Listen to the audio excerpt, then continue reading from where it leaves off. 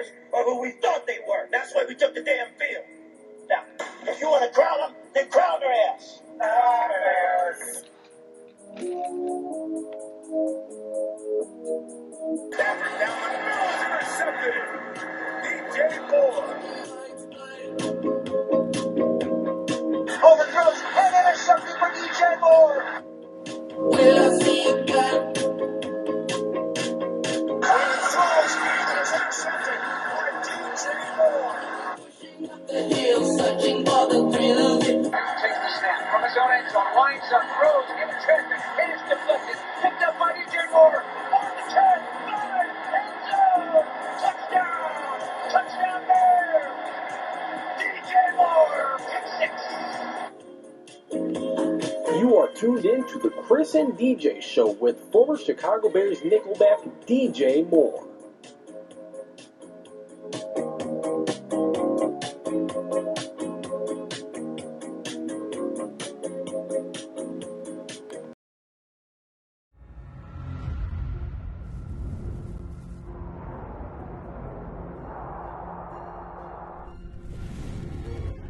We said you need 1 second in the ball. If you got 1 second in the ball, you got a chance to win. Ripped up by Mack and down he goes. Montgomery dives for the goal line. He is in for the touchdown. First NFL touchdown for David Montgomery. Whoa. And it's intercepted on the far side. He's scanning, he's looking, he's running, he throws. Open, caught, 35-yard line. Timeout Bears. Scales on the ball. Oh, down to the hole from the right hash. Angle to the left. Good placement. Boot by Eddy Pineiro. Kick to the uprights.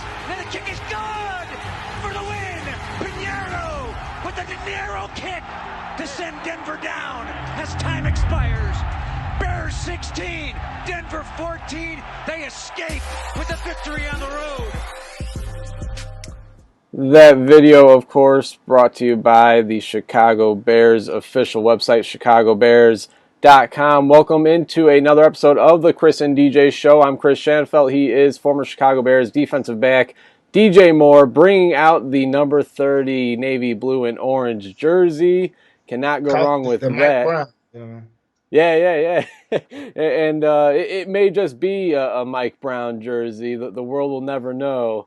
DJ, nobody ever said that it would be easy. The Bears traveled to Denver to battle Vic Fangio and the Broncos, and despite the 92-degree heat, despite the thin air due to the altitude, despite the offense struggling for a second straight week, the Bears were able to get the job done and leave the Mile High City with a 16-14 victory thanks to an Eddy Pineiro 53-yard field goal that went through the uprights.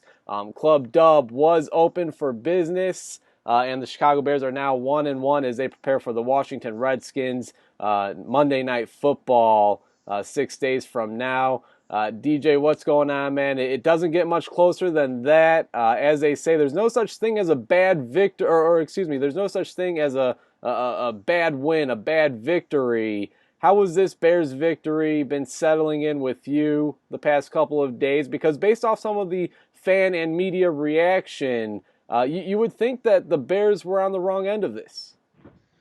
Well, it's all about expectation. I mean, so when you come into here with expectations that I think Trubisky was like the odds favorite to win the MVP or something like that, right? They definitely they rose from the initial. They were like, a lot of people on TV like, yeah, he's gonna be the MVP. When you think about it from that angle, it's like,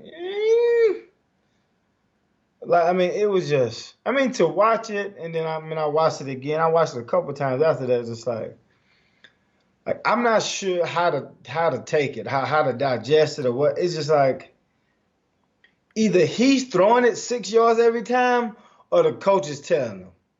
Somebody got to tell me something. You know what I mean? Like, I don't know if it's just like, okay, is he reading it wrong? Because a lot of these plays seem planned. It's like there's 3rd and 10. We throw it 5 yards. Now, a couple times we got it. Or it's 3rd and 12. It's like, oh, let's throw it 2 yards. This is odd. Like, every time. It's like, oh, it's 3rd and 3 and we run it. it's really cool when Peyton Manning do it. He walk around, check in the line of scrimmage, and he look like he about to pass and he fake you. Listen, it's a throwing down. 3rd and 3 is throwing. You know what I mean? Now we got it early in the game, which I get it. But it's like the ball should be in your hand. And even in even before the last drive, it still seemed the same. It's like I don't have time. But what was fortunate was another one of those pass interference calls popped. I mean, not pass interference, but roughing the passer popped up and like moved us up the yardage that we needed to get the kick. It definitely saved the Bears. It definitely did. My word, because before then it was still. Now, what I can say, he did pull a Tim Tebow. I don't know if he prayed after the game or did whatever, but at the end, all right, essentially how they did us when we was down there. Essentially, at the last drive, he just made a play. And for us, even though the kick, I mean, he got a strong leg, it still was, it was kind of barely over. And in my house stadium, man, kickers, that's where they go to kick records at. Like, you would kick 64, 63. Like, even from 53, I mean, it was good. I mean, listen, more power to the people. You do realize where this team was at in January, right? Well, no, that was the problem. Where we were at was at a place where it was 13-6. I think it was like maybe the 9th drive. It's like, hey, like in the game. Like, don't sit there and say, at some point, I promise you, if you do not score at some point, the defense is going to give up something. At some point. But just on me, my thing is you're an offensive coach, offensive minded guy, a guru. They already pegged you. They gave it to you already. Call some plays up to win a game, and we'll talk about it. But he seems. I don't know if he's confused about the play. I mean, I know they're his plays, but it's like he has too many weapons. You got Patterson. You put him in the back. Did it work out this time? Yes, it did, but. You got other guys that can actually do it. You got a running back that can do it. I'm still a big Tariq Cohen guy. Whenever he has the ball, he looks different than everybody else. Like just handing the ball. The young running back did not look bad. He didn't. He didn't look bad. They gave him a lot of chances to tote that pill. You know what I mean? I would love to see what Cohen do with 18 carries. Like whenever he hit the hole, he hits it. People are missing. He's jump cutting. Whatever. You know, the young guy, he did good. But when I told you Davis, somebody had to be the odd man out, he was the odd man out. We talked about this, right? It's got to be the odd man out. He was. You're right. One DMC, one of them got, you know what happened to one of them, all right? Unfortunate. All right, rest in peace. I don't know. He just seemed like, I don't know if he got too many, like weapons or, to me, Cohen is being used in a terrible way because when he comes in, he's the gadget guy. So when he's in, you know it. Like, oh, it's a screen to him. Like, focus on him. When he's in, he's getting it. It's so many ways that you could use him because you can actually have him as a running back and then get him out on linebackers in different situations. But it's like more so you got him at a receiver playing against DBs when it's like, even though, he's really good, but it's still, it's not more favorable than the other way around. You know what I mean? So and then you got Gable, who's real fast. I know he run a really good reverse. So, Denver had a DB that was struggle all last week to cover anybody deep, and we didn't take a shot at him. Like the safety was coming out of the middle of the field, man, leaving this cat by himself, and you ain't gonna try him. He just got ate up last week. Like that's what blows my mind. Like another team struggles with it. The next week, you want to see if they still struggling with it. I don't know. I'm gonna let you. I've been talking a long time. I think Nagy kind of got in his own head a little bit and really relied on the running game a little bit. You know, looking at what Trubisky was able to do, he completed 16 of 27 passes for a whopping 120 yards. No touchdowns, but on the positive side, no interceptions, no fumbles. And when it mattered the most, after the Broncos or the referees helped the Bears out with a roughing the passer call, which, the referees were terrible on, both ends, for the Bears, for the Broncos. It just turned out that it meant a little bit more towards the end of the game and helped the Bears out a little bit more towards the end there too. But yeah, 31 seconds left in the game. Bears get the ball back. Trubisky makes that one throw to Allen Robinson to get them just in enough at the right spot for Eddy Pineiro to knock in a 53-yard field goal for the win. Again, Matt Nagy, he made it a point to not only run the ball, but to get his rookie third-round draft pick, David Montgomery, involved early on, often and early, and it continued that way throughout the entire game. He carried the ball 18 times, 62 yards, and a touchdown just a week after running the ball a total 12 times with 3 different ball carriers. And, again, despite relying on the run game in this one, really what was interesting to me is for a second straight week, again, we've already named Nagy, this offensive genius, he's a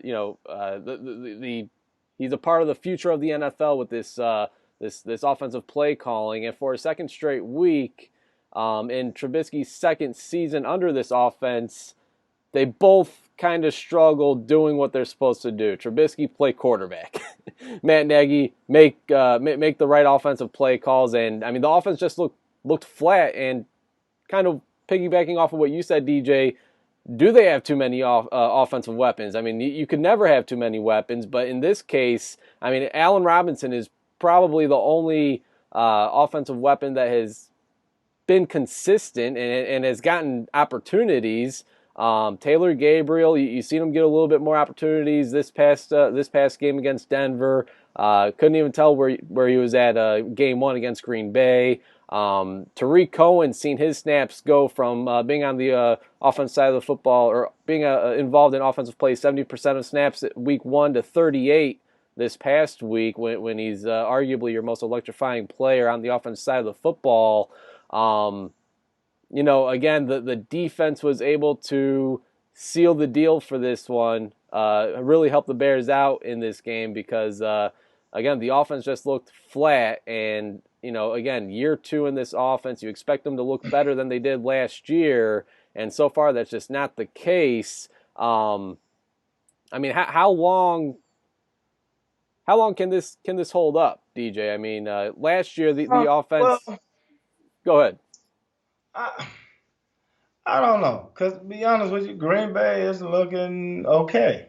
They dominated Minnesota. Beat us, they beat Minnesota, and I'm assuming they'll beat Detroit twice. That's an uphill battle as of like right now. Now we'll have to play Minnesota, who has a really good defense as well. Just talking division wise.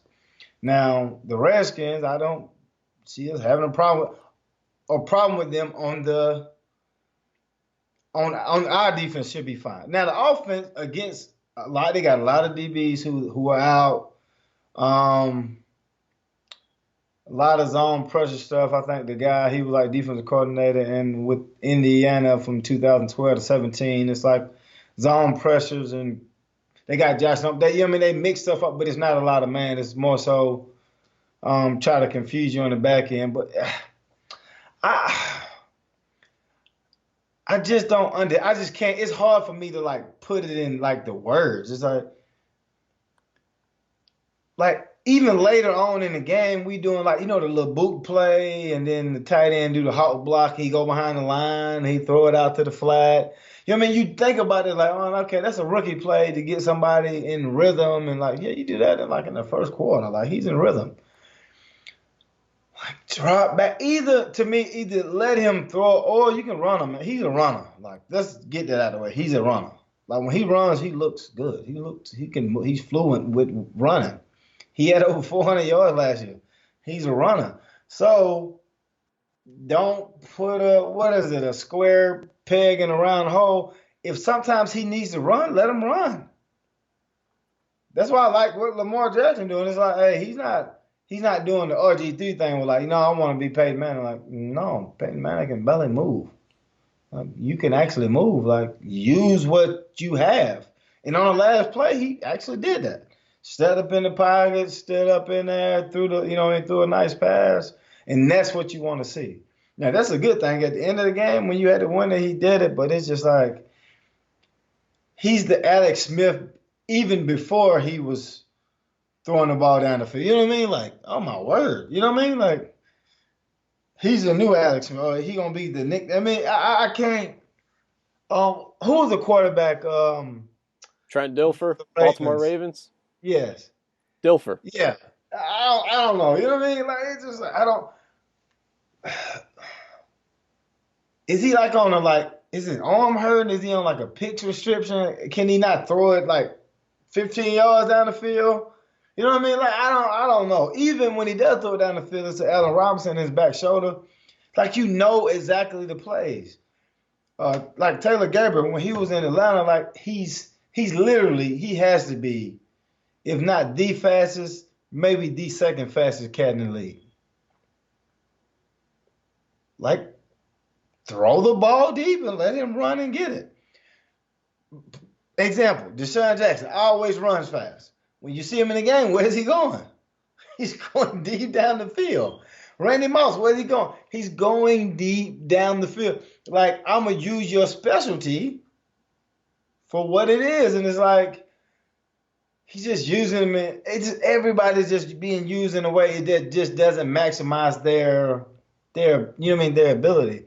Now, again, this is the second year of the offense. Now, what that says to me is, have people just figured your offense out? Because you'll realize Trestman's first year was good.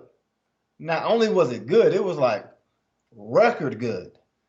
Like touchdowns, yards, like everything. The best Bears offense we've seen up to that point. Because what? It was new. We don't really have anything on you. Everything is kind of new to everybody. Everything is, this with Cutler getting hurt and then McCown coming in. Shout out to McCown, he back at it again. But it's just like, so I don't know if they fit. Chip Kelly, first couple of years, are like, man, it's amazing. And then it's like, this is actually really simple. Like, we got it now. So do they just have his offense? Like, do they have his number, or is it just a quarter? It has to be one of the two. It can't be like, oh, yeah, I'm just calling the right stuff, but he doing the wrong stuff, or vice versa. So I don't know, some got to give. You can win this way, I think. We seen the Super Bowl that was a low scoring affair. But to actually get you there, it's gonna be a point where you're gonna just have to get there. You know what I mean? So, but hey, as long as you can do it at the end, Tim Tebow at the end. You know what I mean? Hey. And you know that's all that matters the most. And the Bears had their own little Tim Tebow in that one play. I would really just say that one play, Trubisky to Allen Robinson, 20 yards. And I think more so was Eddy Pineiro. He was the Tim Tebow in this one, knocking in the 53-yard field goal. His third field goal of that game, 3 for 3. Obviously the player of the game for that one. And now it looks like the Bears might have their kicker situation solidified. At least we certainly hope. DJ, looking at some of these offensive weapons, again, do they have too many offensive weapons? Time will tell. Taylor Gabriel, one of the fastest guys in the league, as is Tariq Cohen, as is Cordero Patterson, who took a handoff 46 yards and reached a maximum speed of 22 miles per hour against Denver, according to Next Gen Stats. Fastest in the past 2 years, that was. Not to mention a second-year wide receiver in Anthony Miller, who they traded up for last year in the second round, who really hasn't been. It's hard to find him. Yeah, he's somebody put him on a milk carton because he's nowhere to be found, and he was one of the more. They're not even putting him in the game. I don't think it's awful, man. And that's a guy that led this team in touchdown receptions last year with 7 of them as a rookie. The Bears have never had this much depth at wide receiver and overall offensive playmakers as a whole as they do here in 2019. I'd like to see any one of these guys really, I wouldn't even say step up, because I'm just not sure it's really their fault that they're not really being incorporated or being targeted in this offense. Like you said, these dink and dump type passes 3, 4, 5 yards down the field are really, really getting old. And again, with these guys' ability and what they're actually maybe not meant to do, but what their strengths are, to kind of incorporate that is what obviously everybody would want to see moving forward, including the Bears coaching staff. Obviously, that's what they're trying to figure out themselves. Who would you like to see get a bit more involved in the offense moving forward? Well, the thing that's hard for me is now I'm gonna always go to bat for Cohen because he just looked different. Just using guys just literally just Taylor Gabriel, line him up and just let him just run. That's it. The guys, I'm watching the guy pressing one-on-one, 26. I don't know 26 for Denver's name. I just know that another receiver just took his head off all last week. And just let him run. Just run down the middle of the field and be as fast as you can. Just go. Trey Burton came back, but really wasn't affected at all. 87, he caught some. What's his name? That's the one you don't like, right? Yeah, Adam Shaheen. I liked him coming out of college. He's got a lot to prove. He's got a lot of potential, but he hasn't lived up to it. Not certainly. Well, because Nagy came from Kansas City, right? Right. So you come from Kansas City. Travis Kelce in Kansas City is the key because you can't guard him. He's always gonna have 100 yards. He's always everywhere. He's a tight end. He's a receiver. He's in the back. He's always everywhere. So he's the one that, to me, makes the offense go. And to me, you have the same pieces, though. Now, you don't, I guess, technically have Mahomes. But, he can throw the ball. So technically, it's like, why are we not seeing it? Because we got you from that situation. So what's keeping us from looking like that? Looking like they looking, because they're not really rushing the ball all that well. You know what I mean? Oh, they star player is out, but still he had 300 yards before halftime. So to me, if you can ask a question like player for player, you have the talent. To me, I think anyway. I don't know how you feel. We have the talented pieces on offense at receiver to look like this. Now, is Burton and Kelce comparable? I would say yeah. You know what I mean? Burton may be a little farther down and injury prone, but he's been pretty decent. So that's my question. If you can answer it, what's keeping us from being, I ain't gonna say being Kansas City, but having that style of offense where we're just putting up points, because if you don't score 35 against them, you're not going to win the game. And I think just this past week, Kansas City scored. Patrick Mahomes himself threw 4 touchdowns in the second quarter. Patrick Mahomes is just totally different. You could throw him in the Hall of Fame right now. But to your question, DJ, and I'm not going to just make it that simple. We don't have Patrick Mahomes; they do. With that, what my thing is, Mahomes, he's on the far side of things. Like I'm gonna throw it. I'm gonna take the risk. I'm gonna throw it. If you don't take chances, I remember Earl tweeting, if you don't pass 6 yards, you ain't gonna be able to win the division. You have to take the risk. Now, we actually gotta send the guys deep too sometimes. Right. But I'm sorry. Go ahead, man. But yeah, when looking at the overall offensive weapons. You can make an argument. Well, I don't even know if it's much of an argument. They're certainly deeper at the running back position with this 3-headed monster that may not be much longer back there with David Montgomery, Tariq Cohen, and Mike Davis. And then looking at the wide receiver depth chart, certainly when you talk about speed, 2 guys that come up, Tyreek Hill, Taylor Gabriel. I'm not saying Gabriel fits that exact mold, but he definitely adds that type of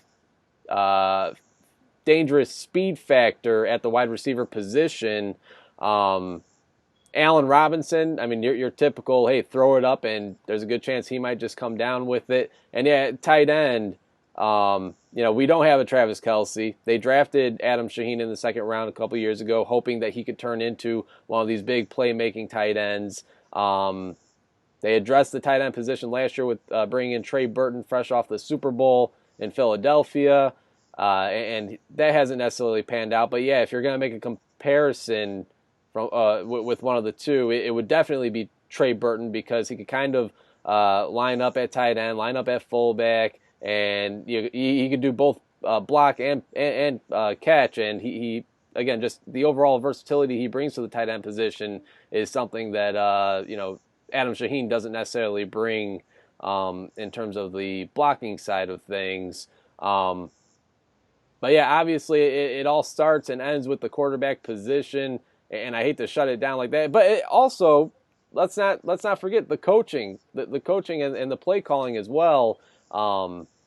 Obviously, Matt Nagy coming from the Andy Reid coaching tree, he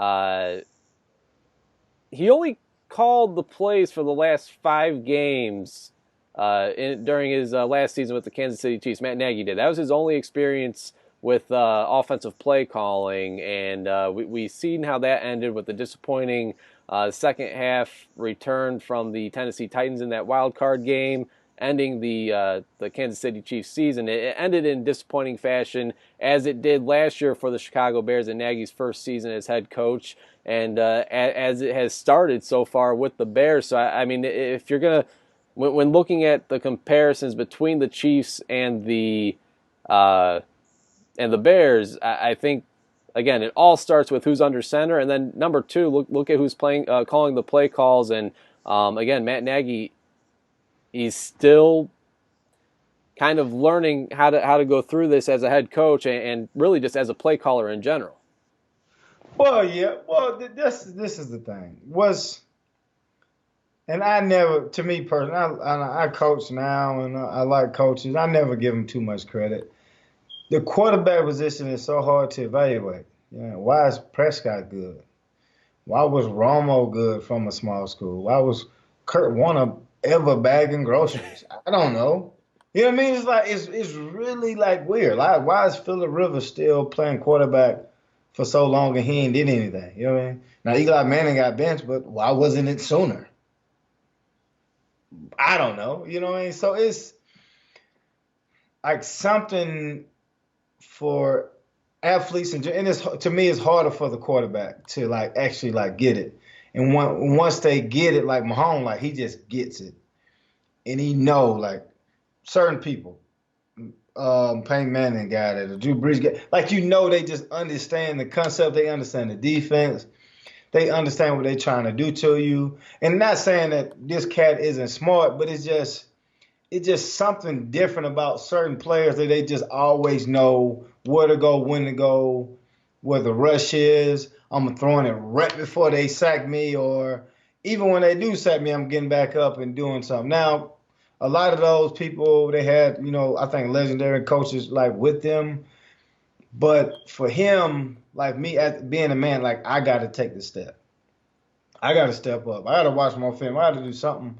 I'm going to have to pull the trigger. I'm going to have to risk throwing a couple of interceptions, because me throwing for 120 yards just won't cut it in the long run.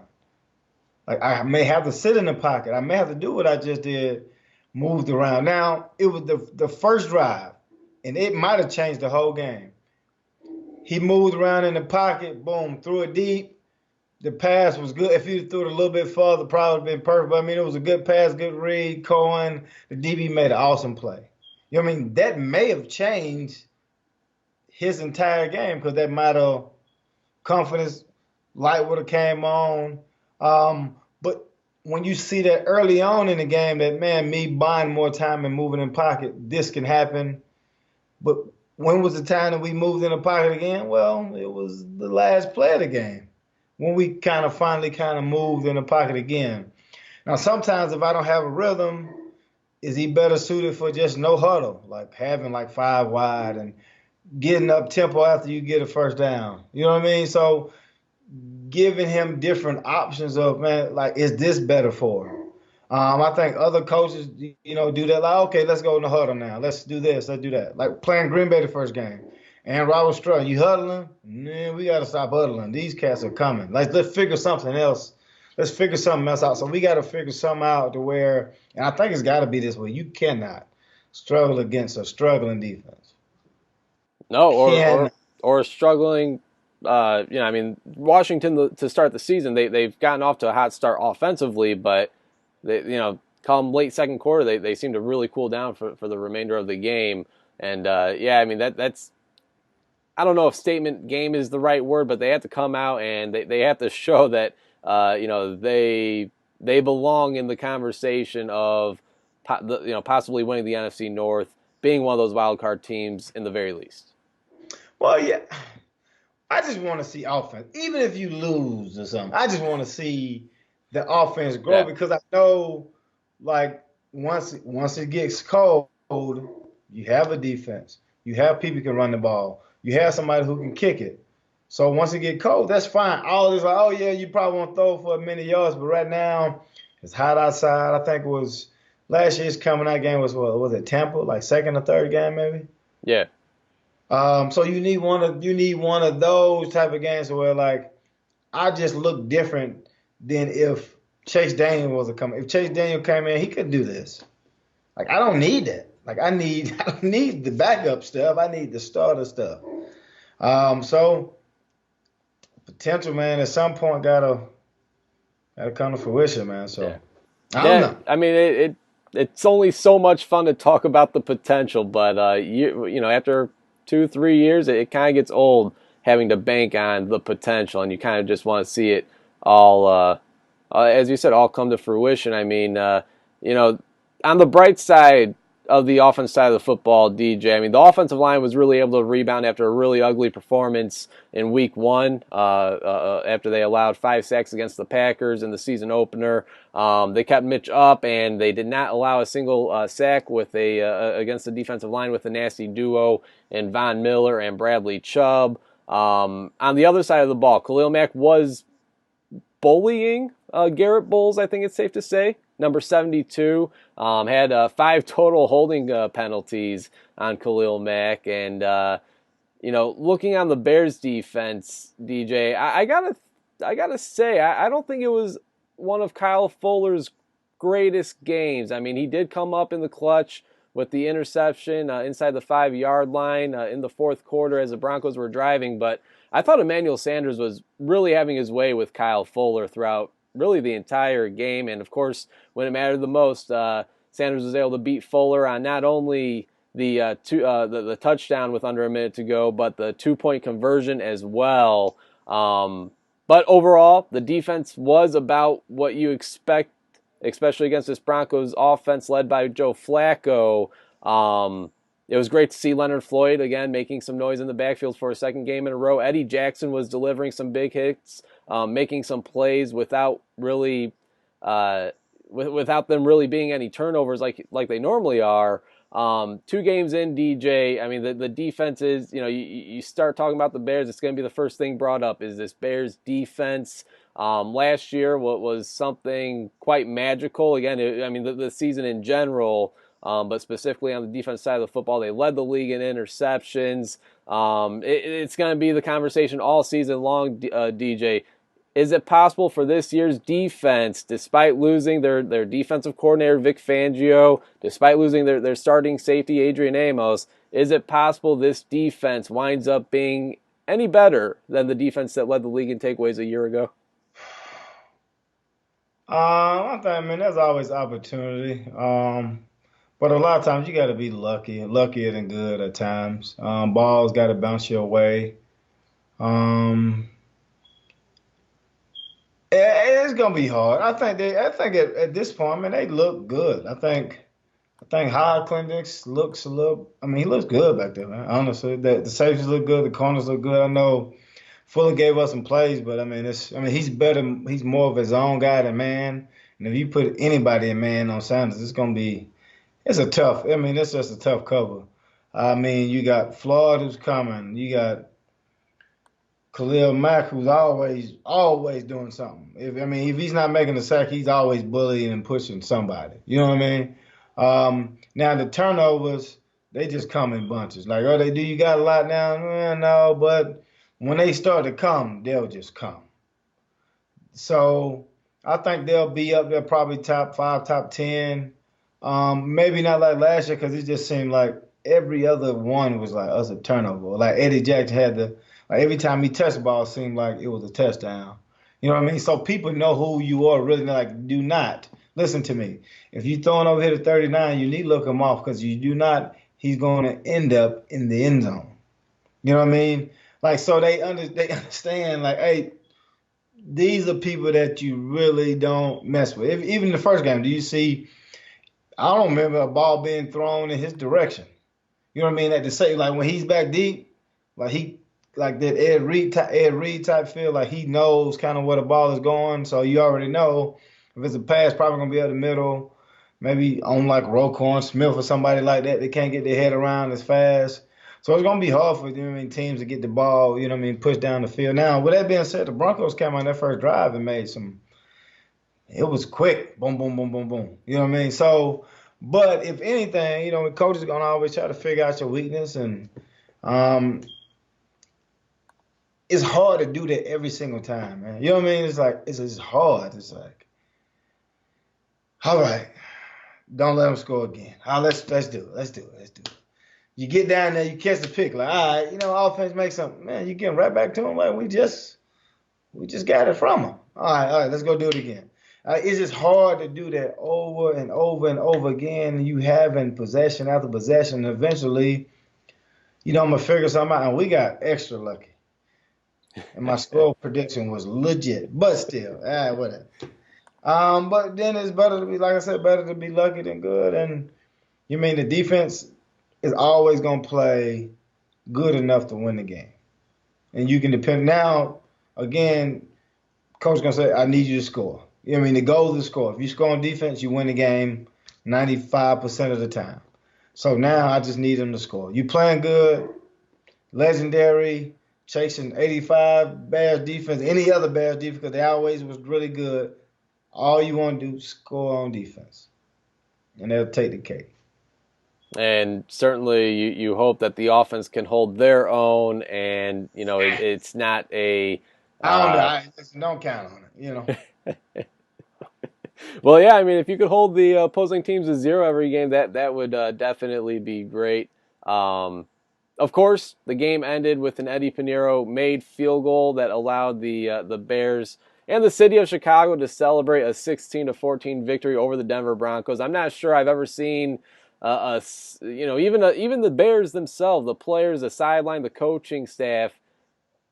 I've seen games end with a game-winning field goal here in Chicago quite a few times, but the excitement that they showed and the way they celebrated on that sideline, it just felt a little different. It felt a little different, and of course, we all know what they went through in January against Philadelphia Eagles with a double doink with Cody Parkey, who, by the way, actually worked out for the Indianapolis Colts today. But again, so to see this kicker competition, which all started with 9 total kickers at rookie mini camp, dwindled down to 2 kickers in training camp, to now Eddy Pineiro now knocking in 3 field goals in this game, a perfect 3 for 3, and knocking in a 53-yarder for the game winner. All questions regarding the kicker position have to end here, right? Maybe if he goes on Monday night and he misses a couple, this conversation could strike back up. But right now, it seems like that kid is all confidence. It seems like the team is all confident in him. And it seems like the Bears may have found their guy at the kicker position. Well, hopefully so. Now, again, when we go back to the first game, it's like, okay, I think the ball was at it was a 48-yard kick, and it was like, we're not comfortable with it kicking it. All right. Now, fast forward to when it's cold outside. Like, how far is it? Like, does it have to be 40 yards? You know what I mean? And just thinking, and I know his legs are supposed to be strong, but if you can't kick from 48 in the summer, then you can't kick from 44 in the winter. Am I wrong about this? The balls are harder, newer, the wind is blowing. Now again, the first game the fans booed, correct? So all it takes is one kick. They love The, Cody the Parkey first the until, first preseason game, I don't think yeah. they booed him against Green Bay. Oh, He no, made not him. I'm talking about the team, though. Like, if you struggle in Chicago or any like big city, you get booed. If you go to the playoffs and miss a kick, then you get booed, and then there's an issue. Now, what I love about it is the celebration is like them your teammates. They understand like that was stress. 9 kickers. Go down to 2. Every time I kick it, they gonna put me on ESPN. The fans gonna yell, they gonna boo, they gonna scream every single time. Now, on top of that, in practice, what is it? Every time I miss a kick, I feel like I'm getting sent home. Like this, like you don't understand. And that's all I do. Like I don't get to like throw an interception, and then I don't get to play defense again to like get the ball back. Like when I miss it, that's it. I just gotta sit there and wait for another chance to kick while they talk bad about me or fans boo me on the sideline. So when you see somebody, when your teammates chill like that, like they're just excited for you because like they understand, like, man, that's like you've been through a lot for months on end because that's what everybody's talking about. And now all of a sudden it's like, uh-oh, here we go. And he was excited because he seen it going in. Everybody else waited for it to go in. He was jumping around like, yeah, no, that's good. You know what I mean? So, especially with a lot of kickers around the league have been, especially this week, I think struggled a lot. So for him to come out and make the kick, man, you gotta be happy for him. Now, if you want to go out in the city, he can have anything he wants in the city for at least a week. You Yeah. gotta go. Hey, you gotta go cash that check. Yeah, you're absolutely right about that. And actually, DJ, you actually wrote an article today, Storytime with DJ on ProStyleMedia.com. Your buddy Earl Bennett, former Bears wide receivers website, and it was an article with a similar situation. You looked back at a situation where Robbie Gould nailed the game-winning field goal as time expired at Soldier Field against the Green Bay Packers, I believe it was. Is there a more nerve-wracking moment, not even talking about the kicker in that position, but just being a part of one of the two teams? You could be on the team that's that has their kicker out there kicking the field goal, or the opposite team. Is there more of a nerve-wracking moment in football than seeing a kicker trot onto the field with a second remaining, knowing that the final decision of the game relies on their foot? Yeah, to me, yeah. 'Cause, I mean, when you're playing defense, it's like, okay, the team is driving. Like we can't let them get a first down. We only have a certain amount of timeouts. If they get a first down, the game is over. Like everything depends on this. Now, when the kicker go out there, it's hard. It's nerve wracking because when the kicker go out there, I don't have control over that. All I can do is watch it. Like I can't go out there and guard a receiver or catch a pass. I'm just watching this cat kick it. I've seen him kick in practice. I've seen him hit the bullseye 100 times in practice.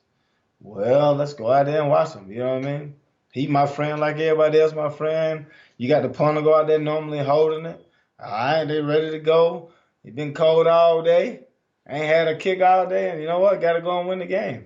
So I think it's just nerve-wracking from the point that you can't control it. You just can't control it. Yeah. Well, good thing the Bears were on the winning end of it Sunday, 16-14. Eddy Pineiro, 53-yard field goal for the win. Bears advance to 1-1 as they prepare for the Washington Redskins Monday Night Football. But that what the article was about? What's that? That was the article. The article was about. It wasn't necessarily about the field goal and the win. I know it's like that. Okay. I'm like, oh, never mind. Okay, yeah, all right. You right. Never mind. You good. I was just thinking like, I didn't write that, did I? It was more so about a possible confrontation between a coach and a certain player that kicks. Tell you a secret though, man. Can I tell you a secret though? What's that? He was always like that. Robbie? Oh my God. I think I remember Earl wrote an article about Robbie and Devin Hester getting No, into he it a was couple times. always like he was always like like just like he was he was gold. You know what I mean? Like he was just like the Midas, man. It was just like a real odd thing sometimes. The good is gold saying kind of got to his head. I don't know if it got to his head, but he just there's certain teams that I've been on, like sometimes you have a trainer who like think they're a coach or something. Like when something happened, they cussing players. You know what I mean? Like they're really into it, which I appreciate. But it's just man, pump your brake. But one time I'm gonna tell you, we was rookies, and this one I knew I just didn't like. After that day, I didn't like him. So we were rookies, and we had to do little events. We'd go like the Cubs game, wear the jerseys, and different places we just had to go to, or whatever. So he invites all the rookies. Well, technically invites all the rookies to come to his charity like golfing event or whatever, and we just like eating or whatever. And it was like, oh, y'all come to my golfing thing, or whatever, blah blah blah. I'm like, yeah, that's straight then. Then he gets up and he's like telling the people like who we are and like, oh yeah, they gonna sing a song for y'all. Like, man, you about to try to pull this on us like right now? I mean, like just something like that. Like There's a time like, and place. If you're going to help him out to be at his charity event, I man, mean, listen, you had to understand. Now, fortunately for us, we had a cat that can like sing or whatever, and we just kind of stood up there. But it was just like. Or I remember him telling the rookie or something like he was gonna throw him I'm gonna throw you in the cold tub. Like, you're not that strong. You mean like it was just like it would blow your mind. It's like what is this cat getting at? He was really good at ping pong though. He was awesome. yeah, I've heard he's a good. You mentioned golf charity outing. I heard he's a pretty good golfer as well. He may be, but he's an asshole. Shit me. No, let's go, my man. I'm glad you shared that secret with not only myself but of course the live audience as well, DJ. Hey, before we wrap up the show, let's take a quick look around the NFL. A lot of news to get to, and we will go ahead and dive in. Specifically two topics that I want to touch on: the injury bug. It's really rattling the NFL starting quarterbacks in week 2, most notably Big Ben Roethlisberger's season-ending elbow injury, which occurred against the Seattle Seahawks. He'll have to undergo surgery for that. Saints, Drew Brees tore a tendon, I believe it was a tendon, in his thumb on his throwing hand. He'll be out for 6 to 8 weeks. He'll have surgery on that tomorrow. Jets quarterback Sam Darnold out 2 to 7 weeks, a little bit of a window there. Some flexibility with Mono, their second string quarterback, Trevor Siemian. Down with Mono, cuz that's dangerous, man. For real. Their second string quarterback, Trevor Siemian, went down with a nasty looking ankle injury in last night's game against the Browns, and today the Carolina Panthers announced that Cam Newton re-aggravated his left foot, in which he sprained in the preseason. No timetable for his return. It looks like undrafted second-year quarterback Kyle Allen will be taking the starting job there until further notice in Carolina.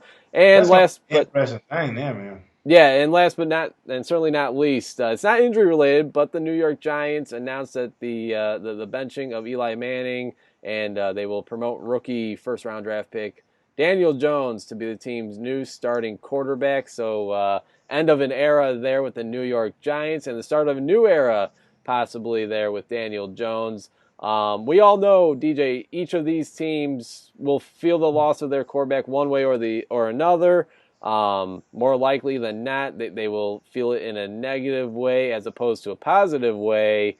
But who knows? Anything can happen. Which of these teams will be impacted the most by the loss of their quarterback? The most? Oh my God. When talking those teams, the ones that I'm gonna say impacted the most because of the aspirations of maybe like win the Super Bowl but getting there, I would start with. I would start with the Saints. Now I don't know when he, gets back. I know Teddy Bridgewater came in and he didn't have like a week to prepare. So I think that one's still up in the air. Like he won't turn the ball over, but he's not Drew Brees. But then again, they did keep another assignment saying he's really good. So and I think they got Hill, the Hill guy. They saying they like him. So I think they can kind of figure some stuff out, but they're not Super Bowl ready. Like they the team that like well last year was a pass interference. The year before that it was a Minnesota thing. Like it's just like everything is happening against your face. Now they will change the rule next year.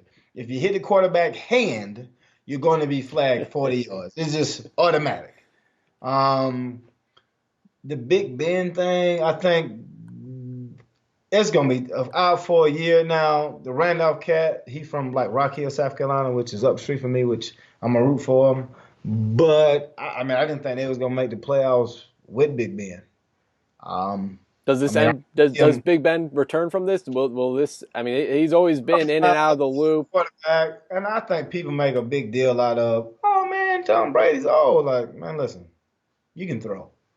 I don't want to hear that. Like, your body ain't gonna break down the way you can't throw passes.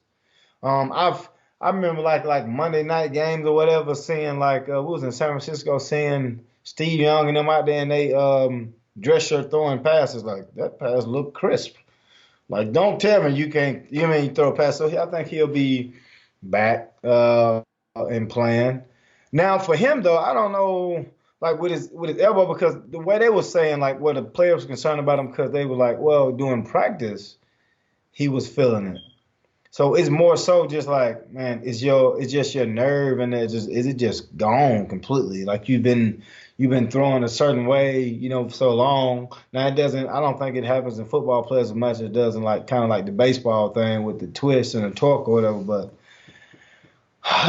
now the Cam Newton thing, oh man. Now, let's just get up. Here's a black quarterback. They don't give black quarterbacks that many chances anyway. They ain't going to be like, oh, I'm going to bench you and then bring you back kind of like Eli and then have to bench him again. And then Eli may even come back again. It's weird. We'll figure that one out. He on his last, I think his last year, the deal is next year. They just drafted a rookie cat, which if the other guy struck, he'll be in. And you got a new owner. He's building like, he's going to, I think, a new practice facility down here, like in South Carolina somewhere.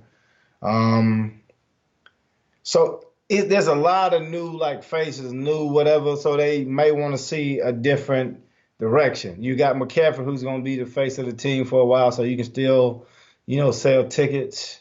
I'm a fan of Cam Newton myself, play with him, but a lot of people are not. So is the owner a fan of his? Does the owner want to wait and see like, oh, well, if his shoulder's hurt, he had to change his throwing motion. Now his foot hurt, now he can't run the ball. Do you move on from that?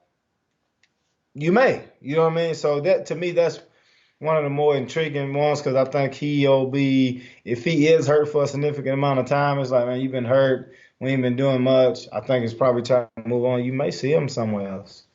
And that is, it's an intriguing thing. So I think all the others will be back. Now, Eli, I don't know what happened. He may be back. I don't know. But Cam, I think if he's out this year, I think they'll look at either moving on or they'll draft somebody to at least sit behind him for this next year. I know they got the real grip cat, but I don't know if they, all that much kind of believe in him. Or it could be North Turner who's out. Maybe past his prime, I guess. Now the thing with Cam, even the first two games, he just didn't look like the Cam Newton we're all familiar with. Could this be a situation where they just rule him out for the rest of the season, say, hey, get healthy, come back next year, or do you think if he's out for this year, they're probably going to be moving on? I think even if he come back this year, I think they'll look at moving on because you think about it from the perspective of like your body's breaking down. So you had shoulder surgery and you had shoulder surgery again. Like you're a quarterback. Like you having shoulder on your throwing shoulder. Then your foot got hurt. So do I believe that you can throw the ball? Do people believe you can throw the ball all that good? They don't. But his numbers probably would say otherwise. The other quarterbacks that struggle with certain throws, yeah, but they're going to look at him in a certain way because they're not going to label him a passer, even though his numbers are really good. They're going to label him a runner. And when they label you a runner, it's like, well, if you can't run, you can't do anything. So whenever Greg Olsen is healthy and his weapons are healthy, I mean, he does fine. DJ But Moore, when DJ Moore is healthy, I know you've been getting a lot of flack oh on yeah, social but nah, media. he was struggling too. I mean, it's really about Greg Olsen and a running back. But when they was really good, their defense was kind of like what our defense is now. Like they wasn't giving up nothing. You had Thomas Davis who's gone. Now you got Luke Kuechly and Shaq Thompson. They got McCoy, I think, from Tampa. They got some they still have a good defense, but it's not like we just gonna stop you each and every play and give our offense more and more and more opportunities. You can even go back to like Russell Wilson. Like even though he does really good, when they had the Legion of Boom, he really wasn't all that good. You just got more chances to see him because it was just like boom, boom, boom. Here go the ball again. Here go the ball again. Here go the ball again. And they, like him, they ain't made it back since the Legion of Boom, dissipated. So it's a team game. You got to have everybody working together. But then again, you got a new offensive coordinator, second year up under him. And it's hard to like keep learning and learning and learning and learning. And so, does he want to keep learning? I don't know, but it'll be interesting. I think I would look at drafting somebody, even if I didn't move on, like I would, if there's somebody, or up the street in Clemson, you got Trevor Lawrence. Maybe if you say, you know what, we're gonna lose all games. We getting him. Hey, more power to you, because there's gonna be a couple of teams that's gonna do the same thing. So does that make more sense? To me, yeah. If you lose to get a franchise quarterback, hey. That's how they got Cam. That's how they got Cam years ago. Yeah, because they used to have, who was it, Jimmy Clausen? Yeah. You know what I mean? So if you can get that quarterback, and I think Bears fans and all fans around the league understand that, like if you don't have a quarterback, like it just, like you can go on years upon years upon years to turn into a decade, to turn into like, wow, we've been losing for a long time. Like, oh, there we go. Boom, got a quarterback. And now everything, started to turn back around. Or you be one of them teams that's always 500 because you got a really good defense and really bad. Obviously, Chicago certainly knows the feeling. Certainly knows that all too well. As do many teams. New York Jets come to mind. So, if you have a quarterback, then, as long as you can solve that problem, then you're in a pretty good spot. One last thing before we wrap up the show, DJ. There's been some trade talks regarding some talented DBs over the past few days. Last night, the Dolphins send Minkah Fitzpatrick to the Pittsburgh Steelers for a first, fifth, and a sixth round pick. So for those who think Pittsburgh, right? So for those who think that Pittsburgh is going to wave the white flag after losing Big Ben, think again. Gave up quite a lot of capital for Minkah Fitzpatrick, a very talented young defensive back though, who could we'll see if he could turn into the next great Steelers defensive back. And then yesterday, Jalen Ramsey's agent confirmed to ESPN that they've requested a trade from Jacksonville after an altercation on the sideline that included Ramsey and head coach Doug Marrone. It's rumored that the Jags are looking for not one but two first-round picks for Ramsey, who's arguably the best corner in the NFL. I'm not even sure if it's much of an argument, to be completely honest with you. And the Chiefs are actually a team that seem to be doing their due diligence and exploring the possibility, as I'm sure at least half, if not more, of the teams in the NFL are doing so. So, DJ, I ask you, where can you see Ramsey landing, and what would your price be for the star defensive back? You want 2 first-round picks, I give them to you. If you Kansas City, like I don't really need more offensive weapons. On defense, we just need somebody who can kind of like, hey, go on your side, and then it helps me with the defense where I can leave you, or I can do it kind of like New England. You go at the number 2 receiver, we double the number 1 receiver. You know what I mean? So it gives your defense flexibility. Because you're giving up, when they say first round picks, like you're just giving up. You're not giving up. For Kansas City, you're not giving up you're gonna win a lot of games. And still, if you pick a guy, like they may not pan out. Like it's the lottery. Like you're giving up a chance for somebody that's proven. I'm fine with it. You can get the pick this year, get the pick next year. Because the guy that's like really running my ship is my quarterback. We got him this is his second year. He gonna be playing for a while, supposedly. So if I can, just give you 2 draft picks to get this top DB, and then hopefully maybe even draft one next year because they probably just draft all defense next year. I'm good with it, man. It is a different time because people are really upset about players are forcing their way out. I can't believe the league letting them do that. Like, what you mean? Like, they put you in a contract and they really don't have to let you out. They can franchise tag you until you blue in the face. They can say they want to pay you and then another team don't want to pay you and they can get together with other GMs and not even pay you as much as you're supposed to get paid. You know what I mean? So it's, for him, I'm glad for him. Hey, man, get out of there. If you don't want to be there, get out of there. He drove with that Brinks truck. If they want to pay him that money, pay him. Because right now you can pay him because you don't have to pay the quarterback yet. Now, after this year, Mahomes, like you don't come to camp. No. You pay me after 2 years. I get paid that. I'm the highest paid QB. I get paid $40 million a year. Mahomes does. And whenever somebody else get more money than me in my contract, it says you up mine. Like he's been that type of player, and if he plays like that this year, there's absolutely no way that he's not. You know what I mean? So he's on pace.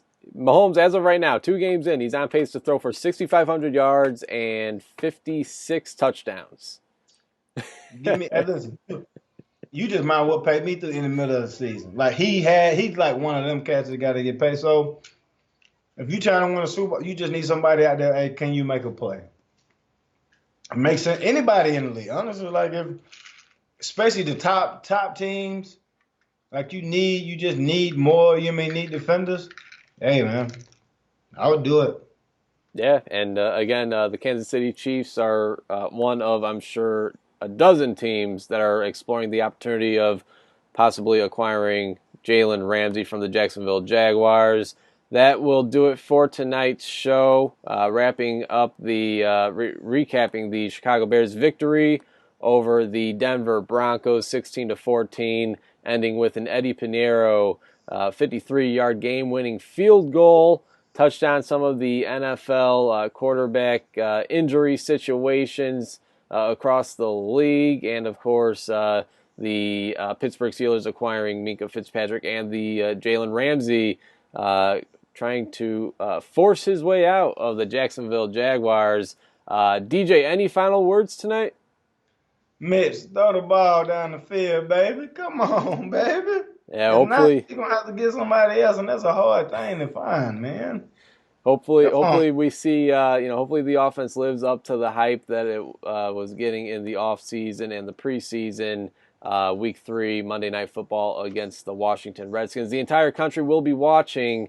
For DJ Moore, I'm Chris Shanafelt. Thanks for tuning in, everybody. And until next time, take care.